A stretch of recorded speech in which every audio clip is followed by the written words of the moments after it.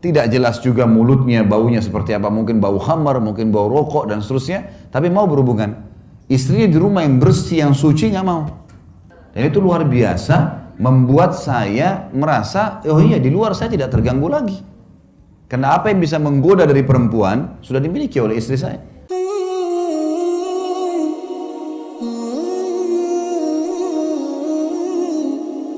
Rumah tangga itu 50% biologis, 50%-nya biologis. Sisanya kegiatan yang lain. Sabda Nabi SAW, siapa yang menikah dia telah menyelamatkan setengah agamanya, tinggal dia menjaga setengah yang tersisa. Karena setengah agama ini adalah masalah biologis. Laki-laki banyak yang rusak karena perempuan, perempuan banyak yang rusak karena laki-laki. Kalau sudah menikah, ada tempat pelampiasan, maka berarti secara otomatis dia akan aman setengah agamanya. Makanya ulama bilang, kalau orang sudah menikah, syaitan akan berkumpul di rumah tangga itu supaya jadi malas, supaya jadi tidak mau berhubungan biologis. Istrinya sama suaminya sudah sikat gigi, sudah wangi, sudah pakai baju bagus, nggak mau disentuh, nggak mau berhubungan. Tapi kalau dia berhubungan haram di luar sana, biar juga pacarnya nggak sikat gigi, dia mau ciuman. Gitu kan. Itu yang terjadi. Syaitan hiasi perbuatan yang kotor. Banyak laki-laki yang tidak beriman sama Allah mau menyentuh perempuan pelacur yang gonta-ganti pasangan, kemaluan sama orang yang tidak jelas. Tidak jelas juga mulutnya, baunya seperti apa. Mungkin bau khamar, mungkin bau rokok dan seterusnya. Tapi mau berhubungan. Istrinya di rumah yang bersih, yang suci nggak mau. Ada juga perempuan begitu. Sama suaminya bosan, jenuh. Tapi kalau sama laki-laki lain, hanya sedikit saja dipanggil sayang. Oh ini laki-laki perhatian nih. Kalau suami saya nggak pernah bilang sayang gitu. Padahal mungkin suaminya sudah 700 kali ucapkan itu kan. Gitu. Tapi seperti itulah syaitan menghiasi. Makanya di dalam rumah tangga harus diperhatikan baik-baik tentang masalah ini. Biologis hak pasangan. Bukan aib Bapak Ibu sekalian.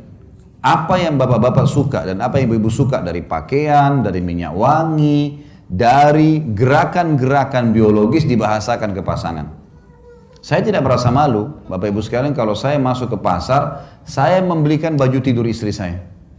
Warna yang saya suka, model yang saya suka, saya kasih dia di rumah, ini dari saya, kamu pakai ya. Dan itu luar biasa, membuat saya merasa, oh iya di luar saya tidak terganggu lagi. Karena apa yang bisa menggoda dari perempuan, sudah dimiliki oleh istri saya. Ibu-ibu bukan aib, oh suka laki-laki pakai baju kaos hitam, suka pakai celana pendek, apa yang kira-kira menggoda kita dari lawan jenis, beli, kasih pasangan pakai. Karena begini, kemasan itu, fisik kita, dunia ini rata-rata kemasan dan kiasannya. Selebihnya, inti utamanya satu, maksudnya begini, misal Bapak Ibu, saya mau tanya, apa bedanya makan di daun pisang, sama makan di piring emas? Hah? Kemasannya, iya kan? Tapi tujuannya makan.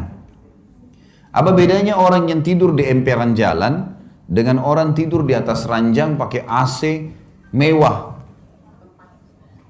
Kemasannya, tujuannya tidur, kan gitu. Sama semua itu. Jadi jangan terpengaruh dengan kemasan.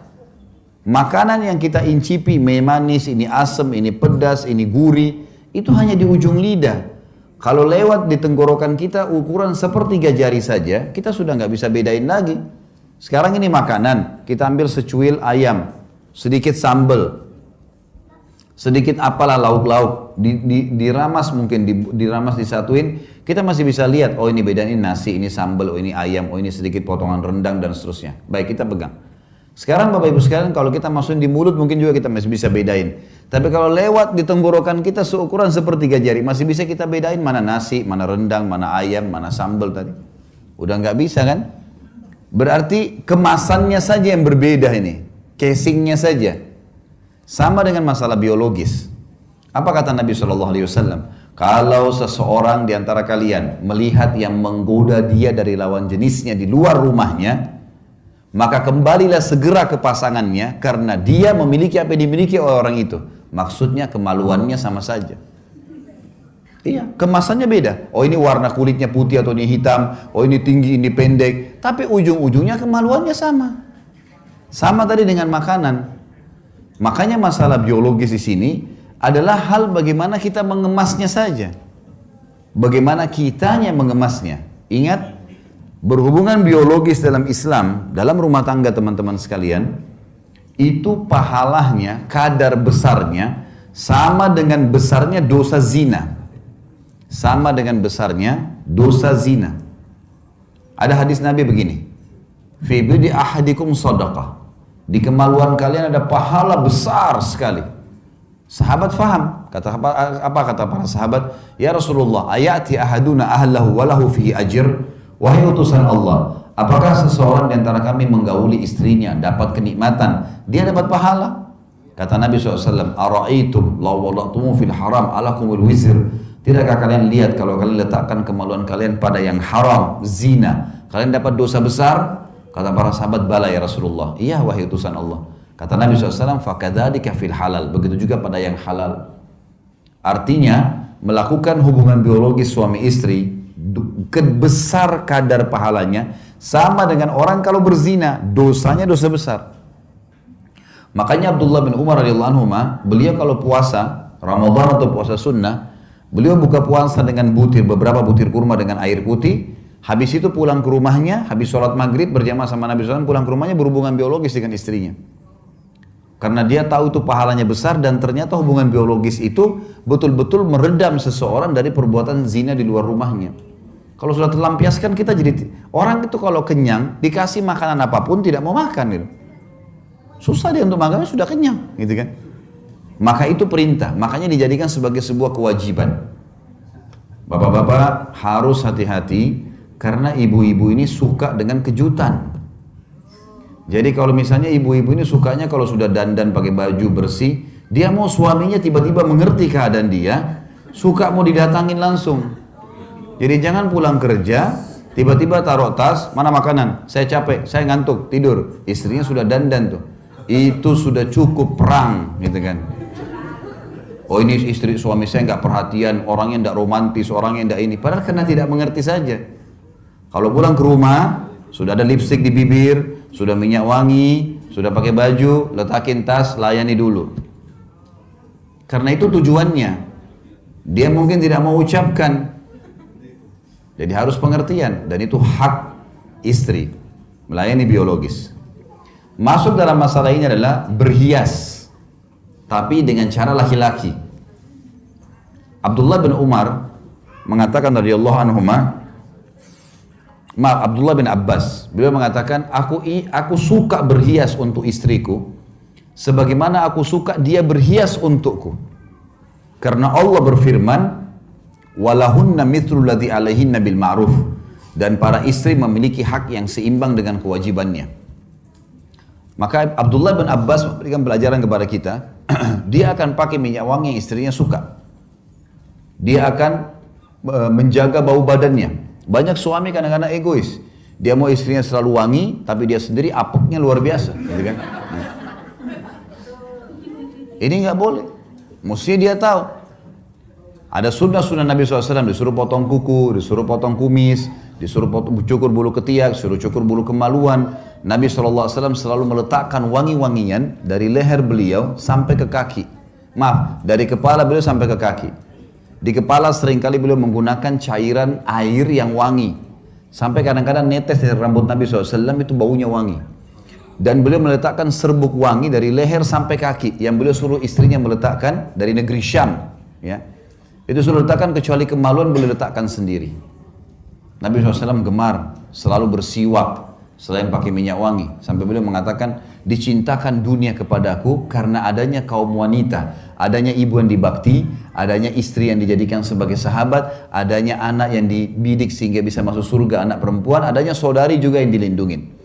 Saya dicintakan dunia, kata Nabi, karena ada wanita-wanita ini. Ada ibu yang saya bakti, ada istri yang saya jadikan sahabat, ada anak yang saya akan didik sampai menikah, dan ada saudari yang saya lindungin, gitu kan. Dan juga minyak wangi. Nabi SAW gemar dengan minyak wangi. Maka bapak-bapak juga harus begitu. Apa kata Nabi SAW? Sebaik-baik minyak wangi bagi laki-laki yang keras baunya, tapi buram warnanya. Dan sebaik-baik minyak wangi bagi perempuan yang terang warnanya dan lembut baunya, gitu kan. Laki-laki disuruh selalu. Maka kita wangi, bersih, memang itu perintah.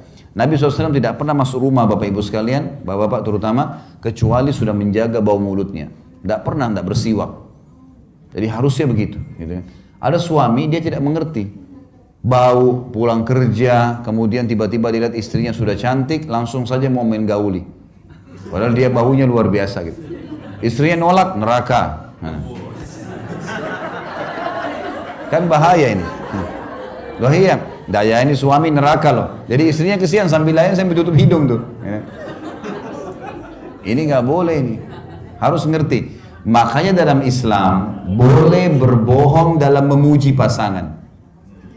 Misal, ibu-ibu mau suaminya mandi, begitu masuk kerja sudah tahu dia akan mendekat, bilang, Masya Allah, belum mandi ada sudah ganteng. Apalagi kalau sudah mandi.